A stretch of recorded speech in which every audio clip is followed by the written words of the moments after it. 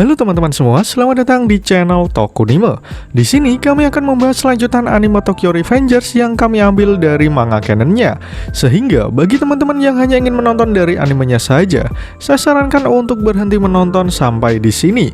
Namun jika kalian tidak keberatan dengan spoiler yang ada, maka kalian menonton konten yang tepat. Pada episode sebelumnya, kita ditunjukkan jika sebenarnya Izana adalah mantan ketua Black Dragon generasi ke-8. Tak sampai di situ saja, ternyata orang yang telah membentuk Black Dragon adalah Shinichiro, kakak laki-laki Mikey. Setelah insiden Kanto, Toman bergabung dengan Tenjiku. Di sana, lagi-lagi Kisaki berhasil masuk kembali ke Toman. Bahkan, kali ini ia mengajak Izana yang membuat Toman menjadi gangster terburuk sepanjang masa. Di akhir chapter, kita ditunjukkan jika Kisaki benar-benar masih hidup. Bahkan ia berhasil menembak Naoto. Walaupun sebenarnya yang diincar adalah Takemichi. Bagaimana kelanjutan ceritanya? Mari langsung saja kita bahas alur cerita Tokyo Revengers episode kali ini.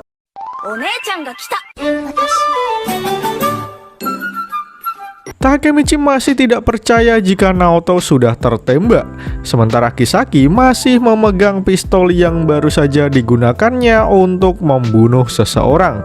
Takemichi langsung berteriak mendekati tubuh Naoto. Ia langsung mendekap tubuh juniornya tersebut sembari menyuruhnya untuk bertahan. Sementara Naoto dengan sisa-sisa tenaga meminta Takemichi untuk kabur dari tempat tersebut. Tapi tiba-tiba Izana Kurokawa datang dan mengatakan jika seharusnya Naoto mati di tangannya. Kisaki pun meminta maaf karena di luar dugaan Naoto malah melindungi Takemichi. Di sana akhirnya Takemichi secara langsung bertemu dengan orang yang bernama Izana Kurokawa. Tapi tiba-tiba Izana mengatakan jika Naoto dan Takemichi sudah membunuh Mikey. Kemudian ia memanggil Kakucho ke tempat tersebut. Setelah Kakucho datang, Izana menyuruhnya untuk membunuh Takemichi. Tanpa bisa menolak, Kakucho langsung menodongkan pistolnya ke wajah Takemichi. Takemichi sendiri hanya bisa menangis melihat teman semasa kecilnya harus menodongkan senjata ke arahnya. Di sana, ia teringat perkataan Kakucho yang memintanya untuk menyelamatkan Izana. Tapi, kini sepertinya Takemichi sendirilah yang harusnya diselamatkan. Namun sialnya, Kakucho benar-benar menembak Takemichi. Kini Takemichi dan Naoto benar-benar tak bisa berbuat apa-apa. Izana pun memuji kerja Kakucho. Kisaki sendiri mengejek Takemichi jika tindakannya sangat mengecewakan. Sementara Takemichi hanya bisa batuk darah menunggu kematiannya datang. Dalam kondisi tak berdayanya, Takemichi meminta maaf kepada Naoto. Kemudian Naoto berkata, "Saat pertama kali kutemukan kau di masa depan, kau membuatku depresi. Dalam pikiranku, bisakah cecungu ini benar-benar berkomitmen untuk melakukan semuanya? Bagaimana bisa kakakku jatuh cinta pada orang seperti ini? Bagiku itu aneh. Entah berapa kali kau gagal, kau selalu menemuiku. Sekarang setelah kupikir-pikir, itulah cara pahlawan bertindak.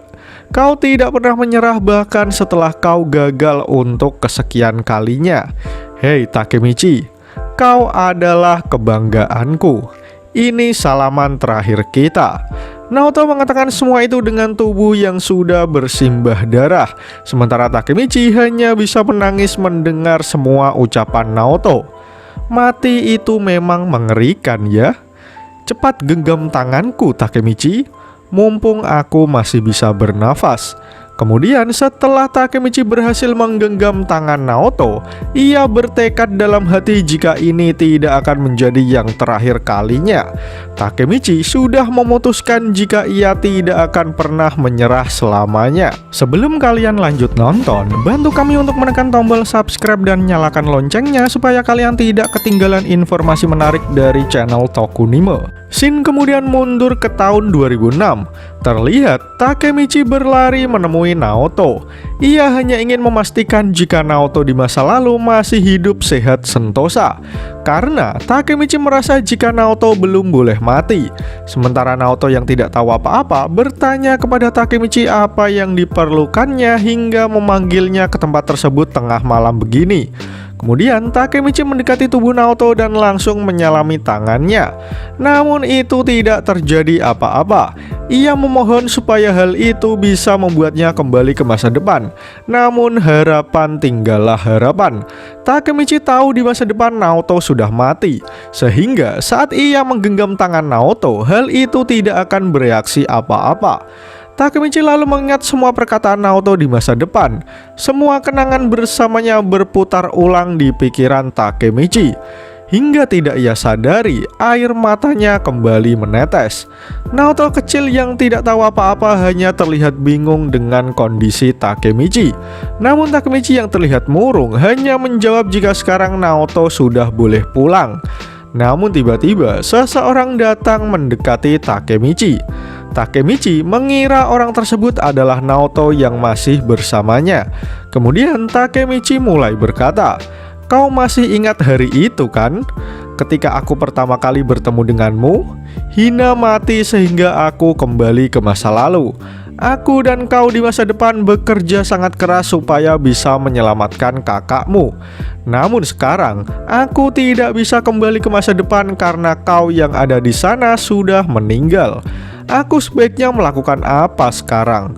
Tak ada pilihan lain selain bertanya padamu. Itu benar, aku hanya harus mengubah masa lalu kan? Sehingga aku bisa menyelamatkanmu dan juga Hina. Ya, jika aku menyelamatkan kalian, maka aku bisa kembali ke masa depan. Namun aku takut gagal dan gagal lagi. Karena selalu seperti itu akhirnya. Mungkin aku seharusnya mati." Namun tiba-tiba seseorang memeluk Takemichi dari belakang. Kemudian Hina berkata jika ia sangat mencintai Takemichi. Sontak Takemichi kaget karena Hina pasti sudah mendengar semuanya. Hal itu membuat Takemichi menyesal karena telah terlalu banyak bicara tentang masa depan. Di sana Hina bertanya sebenarnya berapa umur Takemichi yang saat ini. Lalu Takemichi menjawab jika usianya sudah 26 tahun. Kemudian Hina berkata jika ia akan bersikap seolah-olah tidak mendengar semuanya, namun ia ingin menanyakan satu hal terakhir. Apakah Takemichi di masa depan sudah melamarku? Kemudian Takemichi menjawab jika ia belum melamar Hina, namun ia sudah berpikir matang untuk menikahinya. Mendengar jawaban itu membuat Hina berpikir jika ia akan mati dengan bahagia. Namun dari lubuk hati yang paling dalam, Takemichi bertekad jika ia tidak akan menyerah untuk menyelamatkan semuanya. Tak terasa malam begitu cepat berlalu. Setelah subuh menjelang, Hina buru-buru pulang ke rumah sebelum orang tuanya tahu ia tidak ada di kamarnya. Di sana, Takemichi meminta Hina untuk tidak terlalu memikirkan masa depan yang sudah ia bicarakan. Namun dengan senyum mengembang, Hina berkata jika ia tidak mendengar apa-apa. Kemudian Hina pergi meninggalkan Takemichi sendirian.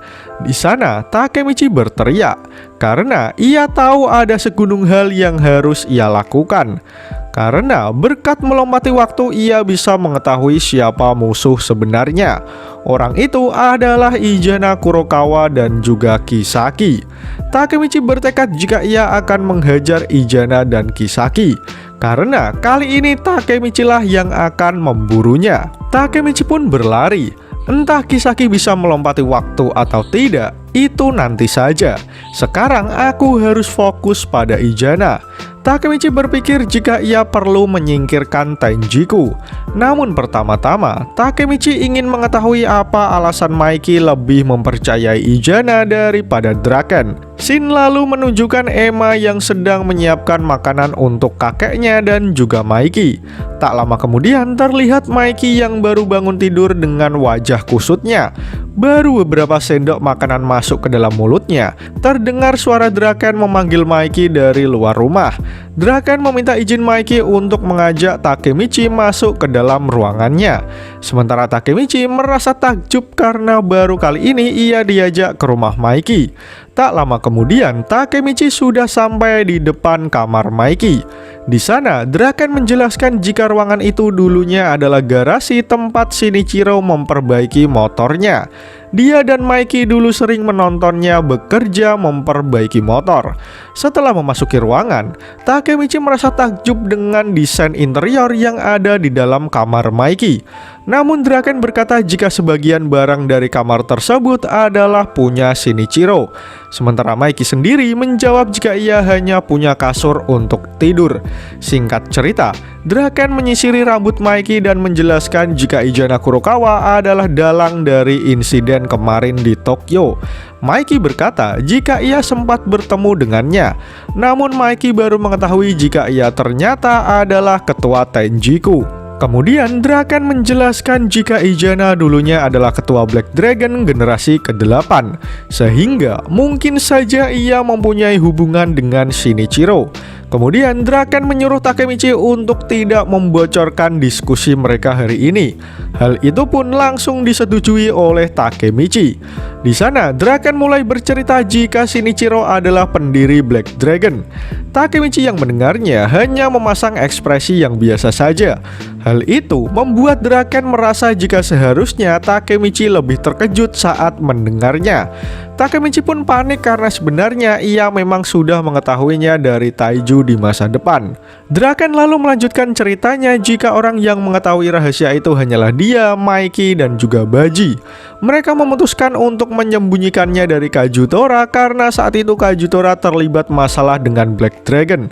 Kemudian Mikey mulai berkata jika sebelum Toman menghancurkan Black Dragon, ia sempat berbicara dengan saudara laki-lakinya.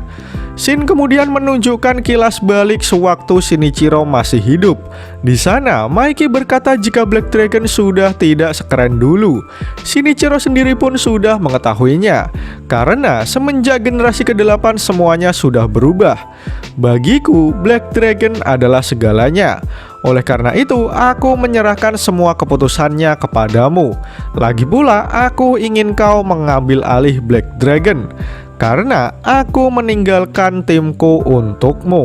Takemichi hanya bisa melongo mendengar cerita Mikey. Sementara Draken berpikir jika orang yang merusak Black Dragon adalah ketua generasi ke-8, yaitu Izana Kurokawa.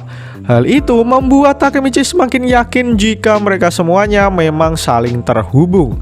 Takemichi pun bertanya-tanya, siapa sebenarnya Izana Kurokawa itu? Lalu secara mengejutkan, Emma menjawab jika Izana adalah saudaranya. Mikey yang kaget lalu bertanya kembali, sehingga Emma mengulangi perkataannya jika Izana adalah saudara laki-lakinya. Semua orang melongo dengan ucapan Emma, dan chapter pun berakhir. Pada chapter kali ini, secara mengejutkan kita harus menerima kenyataan bahwa Naoto di masa depan sudah mati ditembak Kisaki. Untungnya, Takemichi berhasil kembali ke masa lalu sebelum ia menyusul Naoto ke alam barjah, sehingga ia masih mempunyai kesempatan untuk mengubah masa depan. Setelah kembali ke masa lalu, Takemichi langsung berdiskusi dengan Draken dan juga Mikey mengenai sosok Izana Kurokawa. Namun tanpa diduga, Emma mengatakan jika Izana adalah saudara laki-lakinya. Menarik untuk menanti bagaimana kelanjutan cerita Tokyo Revengers di chapter selanjutnya. Jika kalian suka dengan pembahasan kali ini, jangan lupa share video ini ke sosial media kalian ya. Atau jika ada request, kritik, dan saran, langsung saja sampaikan di kolom komentar di bawah. Karena kritik dan saran kalian akan membuat channel ini terus berkembang. Akhir kata, terima kasih sudah menonton video ini hingga akhir. Sampai jumpa di video selanjutnya.